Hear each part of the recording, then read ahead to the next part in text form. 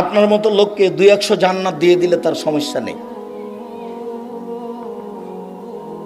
ফেরাউনকে ক্ষমা করে দিলে তার কোনো সমস্যা হবে না, তার বিচার আচার হবে না। তার নাম আজিজ। ফেরাউনকে যদি জান্নাতে দিয়ে দেয় তো কেউ বিচার করতে পারবে না, মামলা করতে পারবে না। সারা পৃথিবীর সব মানুষকে যদি জাহান্নামে দিয়ে দেন তো কেউ তার বিরুদ্ধে বিচার করতে পারবে না। তিনি সর্বশক্তিমান, সবকিছু করতে পারেন। সূরা ইখলাস 3 বার পড়বেন, নেকি দিয়ে আপনার ব্যাগ ভর্তি করে দিবেন, তার রহমতের অভাব নাই। আপনি অলস, আপনার মন মানসিকতা খারাপ, আপনার নীতি খারাপ, আপনার অভ্যাস খারাপ, আপনার চরিত্র খারাপ, যার কারণে আপনি পড়তে পারেন না। কেন আপনি পড়তে পারেন না? কেন আপনি দোকানে বসে আড্ডা পিটবেন? যেখানে ল্যাংটা মেয়ে নাচে সেখানে আপনি বসে থাকেন কোন স্বভাবে? মাথায় টুপি আছে, খারাপ লাগে না কেন? আপনার একটা আত্মমর্যাদা থাকা দরকার। আপনার বউ কি করে বাজারে যায়, আপনার বউ কি করে ছোট ব্লাউজ পরে রাস্তাঘাটে ঘুরে, আপনার একটা আত্মমর্যাদা থাকা দরকার। আপনি আত্মমর্যাদা বুঝেন না কাকে বলে? আপনি আত্মমর্যাদা বুঝেন না কাকে বলে? 1 মিনিট দেখেন, আপনাকে আমি আত্মমর্যাদা দেখাচ্ছি। এই ছেলে, কথা বলছো কেন? কারো গায়ে হাত দিয়ে থাকবে না, এমন ভাবে বসে থাকবা পাখি যেন মনে করে তুমি পাথর। এক ছেলে চেয়ে থাকবা, তোমাকে আমি আত্মমর্যাদা দেখাচ্ছি, তোমার বাপকে দেখাচ্ছি, তোমার মাকেও দেখাচ্ছি। 1 মিনিট এক খেয়ালে চেয়ে থাকবে। আত্মমর্যাদা কাকে বলে? তোমার মা ছোট ব্লাউজ পরে এখানে এসেছে, তার মানে তোমার বাপ কাপুরুষ, তোমার বাপ ঘৃণিত পুরুষ, তোমার বাপের পুরুষত্ব নেই, যার কারণে তোমার মা এখানে এসেছে। যদি আমি এটা প্রমাণ করতে না পারি বেটা, আমি বক্তব্য দেব না। আমার নতুন কথা নয় তো, আমি এগুলো সব চিরদিন বলে আসছি, 31 বছর থেকে। আত্মমর্যাদা দেখো কাকে বলে। বুখারী মুসলিমের হাদিস, আল্লাহ রাসূল স্বপ্নে জান্নাতে ঘুরছেন, ঘুরতে ঘুরতে দেখছেন একটা খুব সুন্দর ঝকঝকে টকটকে ঘর। এত সুন্দর ঘর কার? তো পাশে একজন বৃদ্ধা মহিলা পানি নিয়ে বসে আছে। এই মহিলা বলতে পারো ঘরটি কার? জি, এই ঘরটা উমারের। আল্লাহ রাসূল বলতে পারছেন না যে ঘরটা কার, তার মানে তিনি গায়েবের খবর জানেন না। ঘরটা দেখে বলতে পারছেন না ঘরটা কার, তার মানে তিনি গায়েবের খবর জানেন না। তখন মহিলা বলছে ঘরটা উমারের। তখন আল্লাহ রাসূল বলছেন, উমারের আত্মমর্যাদা মনে পড়ল। ঘরের বাহির যদি এত সুন্দর হয়, ভিতরই বা কত সুন্দর। মনে স্বাদ জাগলো একটু ঘরের ভেতরটা দেখি, কিন্তু উমারের আত্মমর্যাদা হিসেব করে আমি ঢুকতে পারলাম না। বড় মানুষ, তার একটা মর্যাদা আছে, আমি ঢুকে গেলে তার মানের হানি হতে পারে। আমি তার আত্মমর্যাদাকে হিসাব করে ঢুকলাম না। ফজরের সময় উমারের সাথে দেখা। উমার, জান্নাতে ঘোরার সময় তোমার ঘরটা দেখলাম, এত সুন্দর টকটকে ঝকঝকে ঘর তোমার উমার। আমার মনে স্বাদ জাগলো একটু ভিতরে ঢুকি, কিন্তু তোমার আত্মমর্যাদা হিসাব করলাম, এত বড় মানুষের ঘরে ঢুকি কি করে, তাই আমি ঢুকলাম না উমার। তখন উমার রাদিয়াল্লাহু আনহু বলছেন, আল্লাহ রাসূল আপনি আমার মতো মানুষের আত্মমর্যাদাকে হিসাব করেন। এই কথা বলে তিনি ঝরঝর করে কাঁদতে লাগলেন। ইনি হলেন উমার, আর এর নাম আত্মমর্যাদা। থামো, তোমার সাথে কথা শেষ হয়নি। দিনী ভাই বোন, আপনি একটু থামবেন, আপনার সাথে এখানে কথা শেষ হয়নি।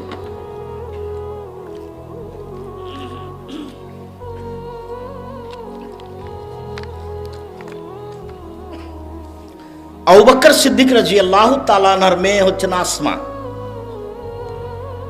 আর আসমার স্বামী হচ্ছে জুবাইর, গরিব মানুষ। তো আল্লাহ রাসূল তার স্বামীকে একটা জমি জায়গির স্বরূপ খেতে দিয়েছিলেন। সেই জমিতে ছিল খেজুর গাছ। তো আসমা সেই জমিতে যেতেন, খেজুরের বোঝা আঁটি মাথায় করে নিয়ে আসতেন বাড়িতে। তো একদিন আল্লাহ রাসূল রাস্তায় হেঁটে চলে আসছেন, দেখছেন আসমা একটা খেজুরের আঁটি বোঝা মাথায় করে আছে। তো আল্লাহ রাসূল বললেন যে, আসমা তুমি আসো, উঠে চলে আসো, উঠে এসে উঠো পিছনে। তখন আসমা বলছেন যে, আমি আমার স্বামী জুবাইরের আত্মমর্যাদাকে হিসাব করলাম না, আমি আর একজন পুরুষের উটের পিছনে উঠবো। জুবাইরের একটা আত্মমর্যাদা আছে, ও পুরুষ মানুষ, সেটা ও কেমন মনে করবে। আমি লজ্জা করলাম। তো আর আল্লাহ রাসূল আমাকে কিছু বললেন না, চলে গেলেন। আমি যখন বাড়িতে আসলাম তখন আমি বললাম, জুবাইর আমাকে বলছেন, আসমা রাসূলের পিছনে উঠে গেলে আমার আত্মমর্যাদাতে যত বাধা সৃষ্টি হতো, যত আমাকে খারাপ লাগতো, তুমি খেজুরের আঁটি বোঝা মাথায় করে নিয়ে চলে আসছো, এতে আমার আত্মমর্যাদাতে বেশি লাগছে। এটা আমার কাছে বেশি কঠিন যে তুমি একটা বোঝা মাথায় করে নিয়ে চলে আসছো, এটা তুমি আমার বউ, এরপরও আমার আত্মমর্যাদাতে বাধে। এ বেটা বলো, তোমার মা এখানে ছোট ব্লাউজ পরে বসে আছে, তোমার বাপের আত্মমর্যাদায় বাধে না? বলো তুমি। তোমার বোন এখানে নগ্ন পোশাক এসে বসে আছে, শীতের দিন, ক্লাস 10-এ পড়ে, তাই তোমার বোন মাস্টার ডিগ্রি পাস করেছে, এখানে নগ্ন হয়ে এসে বসে গল্প করছে, আব্দুর রাজ্জাককে ভালোবাসে। এইসব ভালোবাসার কোনো দাম নাই। বলো বেটা, আত্মমর্যাদা কাকে বলে? কই, আমরা তো হাটে বাজারে যাই না, আমাদের বাসা থেকে হাটে বাজারে যাওয়া লাগে না, চলছে তো আমাদের, আমরা তো বেঁচে আছি। আমি কোনোদিন চায়ের স্টলেই বসিনি, 97 সাল থেকে নদাপাড়াতে আছি।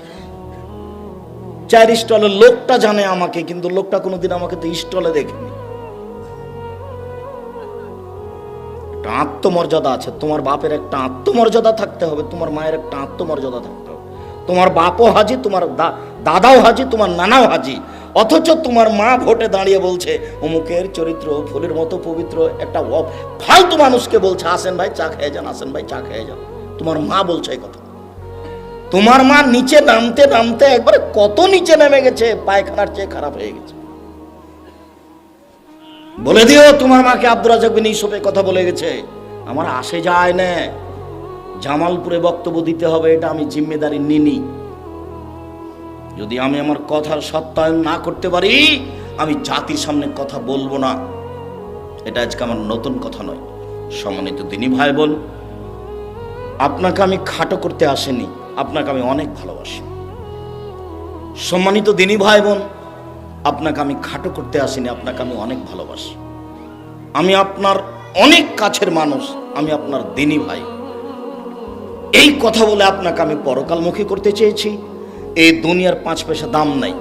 কালকে ছিল 40 বছর বয়স, আজকে দেখছেন 60 বছর বয়স। কখন যে বয়স পার হয়ে গেল, দেখতে দেখতে দাড়ি পেকে গেল, তার মানে কয়দিন পরে কবর। তাহলে কি করলাম জীবনে, কি করেছি? জবাব দেওয়ার জন্য প্রস্তুত থাকতে হবে, কোনো পথ নাই। আর পরিস্থিতি এত কঠিন, পরিস্থিতি এত জটিল, আপনাকে আমি কি দিয়ে বুঝাই? পরিস্থিতি কত জটিল, পরিস্থিতি কত কঠিন, বিবেক বুদ্ধি থাকবে না। বিচার যখন শুরু করবেন তখন তিনি বলবেন আল ইয়াউমা লা তামলিকু নাফসুন লিনাফসিন শাইআন ওয়াল আমরু ইয়াউমাইযিন লিল্লাহ। আজ কোন মানুষের কোনো উপকার করতে পারবে না, একাচ্ছত্র মালিকানা আমার হাতে। তারপরে তিনি বলবেন আইনাল জাব্বার আইনাল মুতাকাব্বির, স্বৈরাচারী, স্বেচ্ছাচারী, অহংকারী, বদমেজাজেরা কোথায়? আনা মালিকুল আমলাক, আমি হচ্ছি রাজাধিরাজ। আপনার সামনে যখন কথোপকথন শুরু হবে তখন কোনো দোভাষী থাকবে না, মধ্যে কোনো অন্তরাল থাকবে না। লাইসা বাইনাহু ওয়া বাইনাহু অন্তরাল। আপনার মাঝে আর আল্লাহর মাঝে কোনো দোভাষী থাকবে না, কোনো অন্তরাল থাকবে না। সরাসরি কথা হবে। যখন কথা হবে, আল্লাহ রাসূল বলছেন ফায়ানজুরু আইমানা মিনহু ফায়ারা মা কাদ্দামা মিন আমালিহি। ওই সময় তো ডান দিকে লক্ষ্য করবে, ডান দিকে লক্ষ্য করলে তার পুরো জীবন সব দেখতে পাবে। কোথায় সুদের অঙ্ক কষেছে, কোথায় ভাবিকে গালি দিয়েছে, কোথায় কার সাথে গল্প করেছে, কোন কলেজে বসে থেকেছে, কোন অন্যায় করেছে, সব দেখতে পাবে। টক টক টক টক করে ঝকঝক করে দেখতে পাবে। ফায়ানজুরু আশআমা মিনহু, তারপর বাম দিকে লক্ষ্য করবে ফায়ারা মা কাদ্দামা মিন আমালিহি, তার পুরো জীবন সব কর্ম দেখতে পাবে। ফায়ানজুরু তিলকা ওয়াজহি, তারপর সামনের দিকে দেখবে ফায়ারা নার, তখন সামনের দিক দেখবে জাহান্নাম। এ হলো অবস্থা বিচারের। এরপরেও খুব জটিল অবস্থা। আল্লাহ তাআলা বলছেন আল ইয়াউমা নাখতিমু, আজ আমি তাদের মুখমণ্ডল বন্ধ করে দিয়েছি। হাত কথা বলবে, মুখে কথা চলবে না। পায়ে বলবে হাত তুমি ঠিক বলেছ। হাত যদি আপনার বিরুদ্ধে কথা বলে তাহলে আপনাকে কেমন লাগবে? পা যদি বলে আপনার বিরুদ্ধে যে তুমি ঠিক বলেছ, তাহলে সব কষ্ট পাবে শুধু আপনার আত্মা। হাত আপনারই অঙ্গ, কিন্তু আপনার বিরুদ্ধে বলবে, এ কথা আল্লাহ বলছেন। আল্লাহ তাআলা বলছেন ইয়াউমাইজিন তুহাদ্দিসু আখবার, যেখানে যা কিছু করেছেন সব কথা এবং ছবি ধরে রেখেছে মাটি। মাটি হচ্ছে অত্যাধুনিক যন্ত্র। আল্লাহর নবী বলছেন ফাত্তাকুদ দুনিয়া ওয়াত্তাকুন নিসা, পৃথিবীর মানুষ দুনিয়া থেকে বেঁচে থাকো, মহিলা থেকে বেঁচে থাকো। মহিলা না হয় বিপজ্জনক বস্তু, বাঁচতে হবে, বাঁচার চেষ্টা করতে হবে, কিন্তু পৃথিবী তো জড় বস্তু, পৃথিবী থেকে বাঁচতে হবে কেন? পৃথিবী সবচেয়ে ভয়াবহ অত্যাধুনিক যন্ত্র। সিসি ক্যামেরা লাগা আছে, তাই আপনি ভয় পাচ্ছেন যে কথা ধরে নেবে ছবি সহ। ও তো নষ্ট হয়ে যেতে পারে। পৃথিবী, এই মাটি কত ভিন্ন ধরনের অত্যাধুনিক যন্ত্র, তা আপনাকে আমি বুঝাতে অক্ষম। আপনার ছবি সহ কর্ম ধরে রেখেছে। বিচারের মাঠে top top top top top top করে কথা বলবে, সব কর্ম বলে দিবে। আবার এগুলো ছবিতে আসবে, মিসকালা যারাতিন খাইরা ইয়ারা মিসকালা যারাতিন শাররা ইয়ারা, যা কিছু করেছেন বিন্দু মাত্র সব চোখের সামনে চলে আসবে, দেখতে পাবেন পুরো কর্ম। শুধু এই পর্যন্ত নয়, বিচারের মাঠে আপনার একটা হাতে খাতা দেওয়া হবে। খাতা আপনি পাতা উল্টাবেন আর পড়বেন আর বলবেন মালে হাজাল কিতাব লা ইগাদিরু সাগীরাতান ওয়ালা কাবীরা, কি আশ্চর্য ধরনের বই, জীবনে ছোট বড় যা করেছি সব লেখা আছে। এটা হলো বিচারের অবস্থা। কাজেই বয়স আজকে তোমার 20, তার জন্য মনে করিও না যে কালকে 20 থাকবে। ঘুম থেকে উঠে দেখবা তোমার বয়স 40 হয়ে গেছে, বুঝতেই পারবে না। কখন দেখবে 60 হয়ে গেছে, কখন দেখবে চলে যেতে হবে। সব কিছু বুঝিয়ে দিতে হবে। অতএব সম্মানিত দিনী ভাই বোন, ভদ্রতা বজায় রেখে চুপচাপ পরকালের আশায় শুনে আমল করবে এই লক্ষ্যে, আল্লাহকে সন্তুষ্ট করার আশায় বসে থাকুন। আপনার কিছু না কিছু উপকার করবই করব ইনশাআল্লাহ। দ্বিতীয় জরুরি কথা, ধর্মের নামে মিথ্যা ধর্ম আছে, এ কথাই ঠিক। যার একটা ঘটনা আপনার সামনে নকল করেছি মকসুদুল মুমিনিন বই থেকে। ধর্মের নামে মিথ্যা কথা আছে, এ কথাই ঠিক। আমার আঙ্গুলের দিকে দেখুন, আল্লাহ নবী বলছেন মুহাম্মদ সাল্লাল্লাহু আলাইহি সাল্লাম, বাল্লিগু আন্নী ওয়ালা আয়া, পৃথিবীর মানুষ আমার একটা কথা জানা থাকলে অন্যকে বলো। কি জানা আছে? ডান হাতে পানি পান করতে হবে। তেল একটু বাম হাতে খাচ্ছে। বাম হাতে কে খায় বলেন তো? শয়তান। তো আপনি দেখার সাথে সাথে বলুন, ভাই ভাই কিছু মনে নিয়েন না, ডান হাতে খান, ভাই ডান হাতে খান। ও মন খারাপ করতে পারে, কিন্তু আপনার সুলিও হবে না, আপনার ফাঁসিও হবে না। যদি আপনি তাকে ডান হাতে খেতে বলেন, তাহলে কি ও মামলা করে সুলি দিতে পারবে? ফাঁসি দিতে পারবে? মন খারাপ করতে পারে। এতটুকু বলতে পারে, যাও তোমার ধর্ম তুমি মানো, এখানে এসে ঢং দেখো কেন, এটা বলতে পারে। কেননা এটা বাঙালির স্বভাব। সৌদি স্বভাব হলে একটু বলতো না, চুপ থেকে যেত, মানবে না হয় মানবে না। খুচরা কথা তারা বলে না, বলা প্রয়োজন মনে করে না। খুচরা কথা বলা আমাদের স্বভাব। আর একজনের পিছনে লেগে থাকা আমাদের স্বভাব। আর একজনের পিছনে লেগে থাকা দলীয় স্বভাব। আর একজনের পিছনে লেগে থাকা দোকানপাটে বসে থাকা স্বভাব। দোকানে দুইজন বসেছিল, আপনি ওরা দুইজন একজন আর একজনের বদনাম করছে, তা আপনি গিয়ে বলছেন হ্যাঁ ঠিকই বলেছিস, আসলেই খারাপ। এখন আপনি তাহাজ্জুদ পড়ে জান্নাতে যান দেখি। সব তাহাজ্জুদ যদি এখানে লাগাই যায় তাহলে কি হবে? সব তাহাজ্জুদ যদি এখানেই লেগে যায় তাহলে কি হবে? ওটা তো সামাজিক ব্যাপার। আপনি তো ওখানে বলতে পাবেন না এই কথা। আপনার যাওয়াই অপরাধ, আপনি গেলেন কেন? আপনাকে তো আমি 30 বছর থেকে বলছি যায়েন না। লবণ কিনতে গেছেন, মরিচ কিনতে গেছেন, দাঁড়িয়ে থাকবেন। লবণ আর মরিচ নিয়েছেন, টাকা দেওয়া হয়ে গেছে, চলে আসবেন।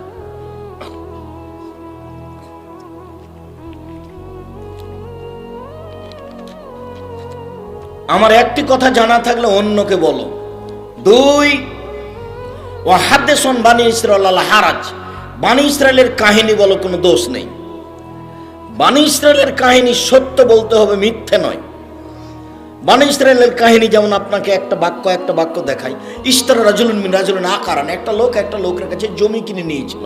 ফাওয়াজাদা ফি আকারিহাল জাররা, জমি কিনে নিয়ে যখন জমি চাষ শুরু করেছে তাতে একটা স্বর্ণের পাতিল পেয়েছে। তখন স্বর্ণের পাতিলটা জমি বিক্রেতার কাছে নিয়ে গেছে। জমি বিক্রেতার কাছে নিয়ে গিয়ে বলছে, খুদ যাহাবাকা মিন ইন্নামা ইশতারাতুল আরদ মিনকা ওয়ালাম আবতা মিনকা যাহাব, আপনি স্বর্ণের পাতিল নেন, আপনার কাছে আমি জমি কিনেছি, পাতিল কিনিনি। তখন জমি বিক্রেতা বলছে, বেতলার জন্য ফিয়া, জমি বিক্রি করেছি, জমিতে যা কিছু ছিল সব বিক্রি করেছি, আমি স্বর্ণের পাতিল নেব না। এটা ঈমান। এখনই আপনি দোকানদার, আপনাকে একটা লোক 500 টাকা নোট দিয়েছে, তো বুঝতে পারেনি এটা 200 টাকা মনে করে দিয়েছে। তা আপনি এখন ফেরত দেওয়ার সময় কি যে করলেন বুঝতে পারলেন, ওই আর কিছু বুঝতে পারলেন না, চুপ থেকে গেলেন, অল্প কয়েকটা টাকা। আর আপনাকে তো খুব ভালো করে চিনে মানুষ, আপনি মসজিদের বাজার করতে গিয়েছিলেন, তাই আপনি 30 টাকার নাস্তা করেছিলেন, মনে নেই আপনার? মসজিদের বাজার করতে গিয়েছিলেন, 30 টাকার নাস্তা। জীবনে আপনার নাস্তা জুটে না, ভিক্ষা জুটে না, মসজিদের টাকা দিয়ে আপনাকে নাস্তা করা লাগে কেন? যে কয়েকজন মসজিদের বাজার করতে গেছেন সব কয়েকজনকে নিজের টাকা দিয়ে নাস্তা করাবেন, তখন আপনার কাজে বরকত হবে, তখন আর ভিক্ষা চেয়ে মসজিদ করা লাগবে না, তখন আপনারা কয়েকজন করতে পারবেন। আপনাদের জামিয়া সালাফের আমি কোনোদিন অ্যাকশন খাইনি, যদি খেয়েছি টাকা দিয়ে দিয়েছি। যান আপনাদের জামিয়া সালাফিয়াই, রূপগঞ্জ নারায়ণগঞ্জে যান, না রাজশাহীতে যান, মানে ফাইল আছে। আমি আপনাদের জামিয়া সালাফের এক সন্ধ্যা খাবো না, ইনশাল্লাহ খাবো না। আমার মনে বড় স্বাদ, এদেশের মাটিতে আমি উন্নত মানের প্রতিষ্ঠান গড়বই ইনশাল্লাহ। সেটাই জামিয়া সালাফিয়া, যেখানে ছেলে মেয়ে বাংলা, ইংরেজি, আরবি উন্নত মানের শিক্ষা অর্জন করে জাতির অন্যায়ের বিরুদ্ধে লড়বে, মুখে কলমে মিডিয়ায়। মুখে বলে যাচ্ছি, কলমে মাসিকা লিতে সম্পত্রিকা দিচ্ছি। জাতির জামিয়া সালাফের মুখপাত্র পত্রিকা মাসিকা লিতে সম্পত্রিকা আপনি নেন কিনা আমি জানি না, ক্ষতিগ্রস্ত হয়েন না। আমি এর জন্য কষ্ট কম করিনি, এর জন্য আমি মাসে 2-1 পয়সা ব্যয় করি না, লক্ষ টাকা ব্যয় করি। জাতির মনে করি সবচেয়ে উন্নত মানের পত্রিকা, 50টা প্রশ্নের উত্তর আছে, মাসিকা লিতে সম্পত্রিকা আমি কলমে জাতির খিদমত করার চেষ্টা করছি। যদি আমার ব্যক্তিগত বইটা কিনেন তাহলে আমার উপকার হবে, আর যদি মাসিকা লিতে সম্পত্রিকা কিনেন তাহলে আপনার জাতির উপকার হবে। মাসিকা লিতে সম্পত্রিকায় 50টা প্রশ্নের উত্তর আছে, এটা আমার কলম। মিডিয়া অনলাইন লিতে সাম টিভি, আপনারা সেখান থেকে প্রশ্নের উত্তর, বক্তব্য, আরও যত মিডিয়া আছে সেগুলোতে দিনের খিদমত চেষ্টা করছি। আমি মানুষ হিসেবে জাতিকে ফাঁকি দিচ্ছি এটা মনে করি না। আমি জাতিকে সার্বিকভাবে যেভাবে সম্ভব সেইভাবে দিনই সেবা দিয়ে যাচ্ছে বলে আমার মনে বলছে। দিনই সেবার সবচেয়ে বড় মাধ্যম জামিয়া সালাফিয়া। আমার মনে বড় স্বাদ, এই স্বাদ মেটাতে গিয়ে আপনাদের জামিয়া সালাফিয়ার এক সন্ধ্যা খাবো, এটা আমি প্রয়োজন মনে করিনি। এক সন্ধ্যা খেলে আমি তার টাকা দিয়ে দিয়েছি, আমার নামে ফাইল আছে। জামিয়া সালাফিয়া আমার প্রতিষ্ঠানে আপনাদের, এর যদি কাউকে দিতে হবে না, তাকে জবাব দিতে হবে। সম্মানিত দিনী ভাই বোন, এখানে আমি আরেকটা কথা বলেছি যে আপনাকে দোয়া করতে বলেছি, জামিয়া সালাফিয়া আল্লাহ তুমি কবুল করো, এটা বলেছি। টাকা দেওয়ার কথা আমি বলিনি। জামালপুরের লোক টাকা দিলেও জামিয়া সালাফিয়া করবে, না দিলেও গড়বে ইনশাআল্লাহ। তাকে ধরে রাখার ক্ষমতা মানুষের হাতে নেই। অতএব টাকা আমি দিলেও হবে, না দিলেও হবে। কিন্তু আমার একটা কথা মনে বলে যে আপনার 10টা টাকা ছাড়া জামিয়া সালাফে গড়ে যাক, এটা আমি চাই না। কেন? পতিতালয়ের মহিলা যদি কুকুরকে পানি পান করে জান্নাত পেতে পারে, তাহলে জামিয়া সালাফিয়া 10 টাকা দেওয়া থাকলে আমি জান্নাত পাবো ইনশাআল্লাহ। এই আশায় আপনাকে আমি জামিয়া সালাফিয়াকে মূল্যায়ন করতে বলি। সম্মানিত দিনী ভাই বোন, অমান কাযাবা আলাইহি মুতাআম্মিদান ফালিয়াতাবা মাকাদাহু মিনান নার, কেউ যদি কোনো কথা আমার নামে বলে, সেই কথা যদি আমার না হয়, তাহলে তার থাকার জায়গা জাহান্নাম। হুজুর যত বড়ই হোক, পাগড়ি যত বড়ই হোক, লাঠি যত বড়ই হোক, পরহেজগার যত বড় হোক না কেন, ফাজাইল আমল বইয়ে লেখা আছে যে আদম আলাইহিস সালাম ভারত থেকে হজ করতে গেছেন 60,000 বার। 60,000 বার যদি হজ করতে গিয়ে থাকেন, কথা যদি সত্য হয় তাহলে ভালো, যদি সত্য না হয়, যিনি লিখেছেন, যিনি প্রচার করছেন, তার ফলাফল জাহান্নাম। এ কথা আমি বলিনি, এ কথা মুহাম্মদ সাল্লাল্লাহু আলাইহি ওয়াসাল্লাম বলেছেন। আমার কিছু করার নেই, আমি অনুবাদক মাত্র। আম গাছে জাম ধরতে পারে, ধরে না। অমাবস্যা রাতে চাঁদ উঠতে পারে, উঠে না। শুয়ের ছিদ্রতে লাঙ্গলের ফাল ঢুকতে পারে, ঢোকে না। শুয়ের ছিদ্রতে লাঙ্গলের ফাল ঢুকে যেতে পারে, আম গাছে জাম ধরে যেতে পারে, অমাবস্যার রাতে চাঁদ উঠে যেতে পারে, এগুলো ঘটে যেতে পারে। আমি যে কথা বলছি এতে সন্দেহ আছে বলে কিয়ামত পর্যন্ত চেষ্টা করলে সরিষা ঢোকানো যাবে না।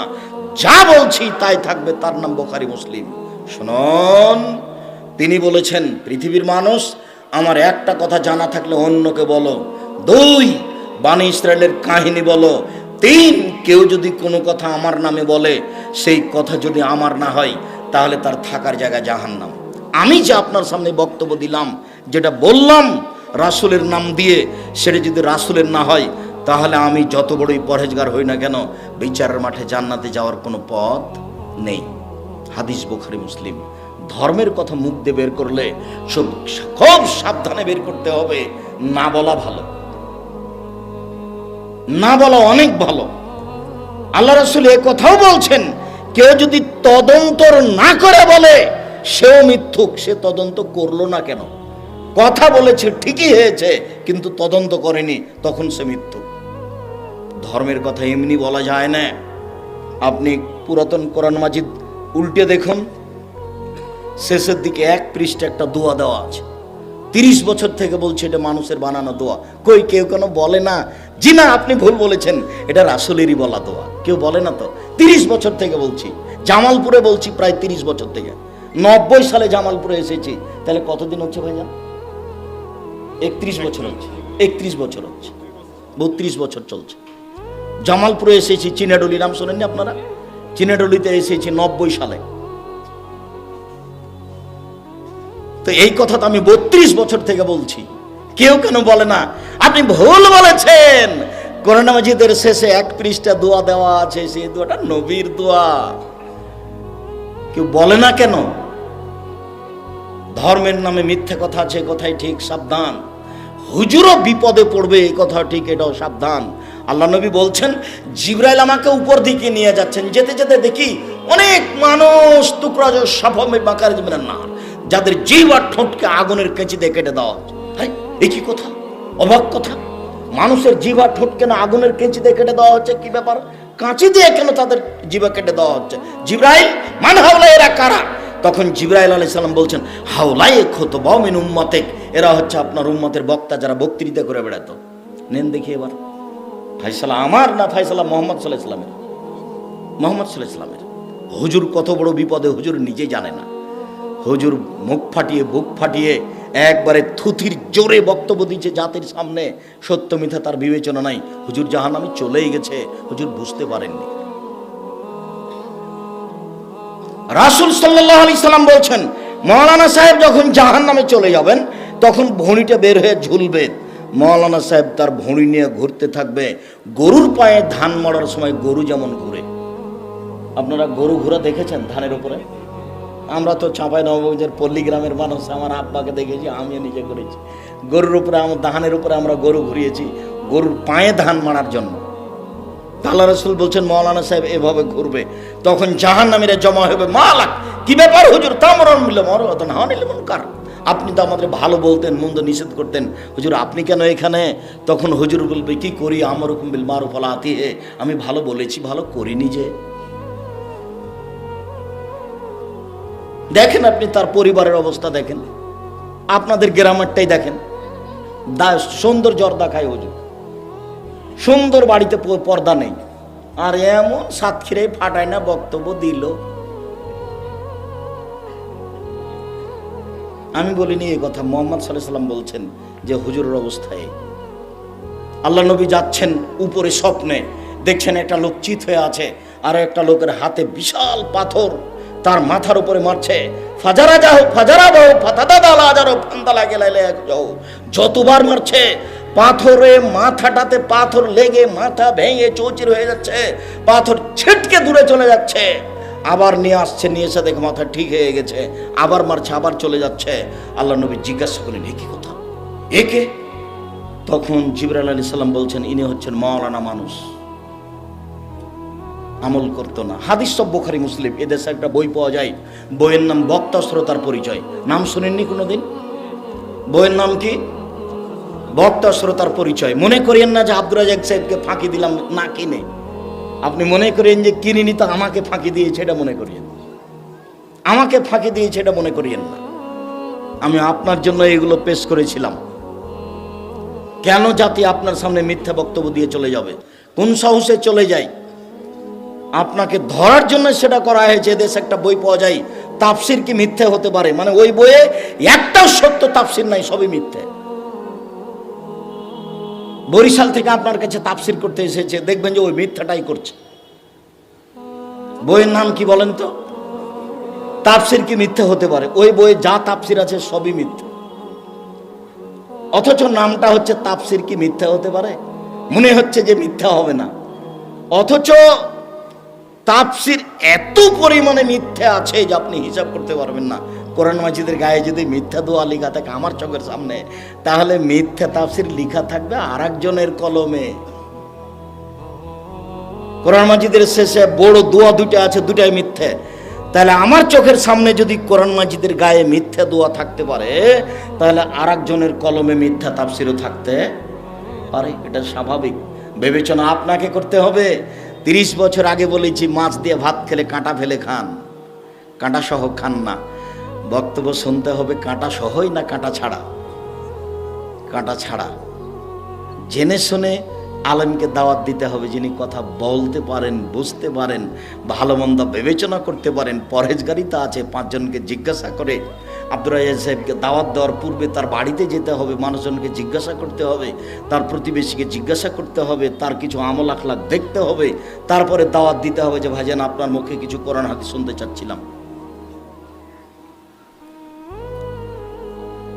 সম্মানিত দিনী ভাই বোন, মহান আল্লাহ বলেন, ফাকিমুস সালাত ওয়া আতুজ যাকাত, পৃথিবীর মানুষ তোমরা সালাত আদায় করো, যাকাত প্রদান করো, ওয়া তাসিমু বিল্লাহ, তোমরা আল্লাহকে শক্তভাবে আঁকড়ে ধরো, সুন্দরভাবে ধরো। হুয়া মাওলাকুম, তিনি তোমাদের অভিভাবক। ফা নেমাল মাওলা নেমান নাসির, তিনি হচ্ছেন উত্তম অভিভাবক, তিনি হচ্ছেন উত্তম সহযোগী। আল্লাহকেই সাহায্যকারী হিসাবে ধরতে হবে। সম্মানিত দিনী ভাই বোন, আমি আপনাকে এখানে জরুরি কয়েকটা কথা বলি। তার প্রথম কথাটা বলছি, রাতে উঠে ইবাদত করা অতীতের নবী রাসূল পরহেজগার মানুষের কাজ। কি বললাম বলেন তো? রাতে উঠে ইবাদত করা কাদের কাজ? অতীতের নবী রাসূল এবং পরহেজগার মানুষের কাজ। প্রমাণ, উমামা বাহিলি রাদিয়াল্লাহু তাআলা আনহু বলেন, রাসূল সাল্লাল্লাহু আলাইহি সাল্লাম বলেছেন, পৃথিবীর মানুষ, আলাইকুম বিকিয়ামিল লাইলে, তোমরা রাতে ইবাদত করতে উঠো। ফাইন্নাহু দাবুস সালিহিনা মান কানা কাবলাকুম, এটা হচ্ছে পরহেজগার মানুষের নীতি যারা তোমাদের পূর্বে ছিল। এটা হচ্ছে পরহেজগার মানুষের নীতি যারা তোমাদের পূর্বে ছিল। উপস্থিত বৈঠকের দিনই মুসলিম বোন, আপনাকে বলছি শোনেন, এইদিকে শোনেন। এই মেয়ে কথা বলছো কেন? তোমাকে তো আমি শুনতে বলছি। উপস্থিত বৈঠকের মুসলিম বোন, আপনি একটু শোনেন। মাগরিবের ফরজ সালাতের পরে 6 রাকাত সালাতুল লাওয়াবিন নামাজ পড়লে 12 বছর ইবাদতের নেকি হবে। হাদিসটি জাল। আপনি মাগরিবের পরে 6 রাকাত পড়িয়েন না, 2 রাকাত পড়েন, বিনিময় প্রতি 12 রাকাত সমান একটা জান্নাত। প্রতি 12 রাকাত সমান জান্নাতে একটা ঘর। এক, জোহরের আগে 4, জোহরের পরে 2, এ হলো 6, 2, মাগরিবের পরে 2, এশার পরে 2, ফজরের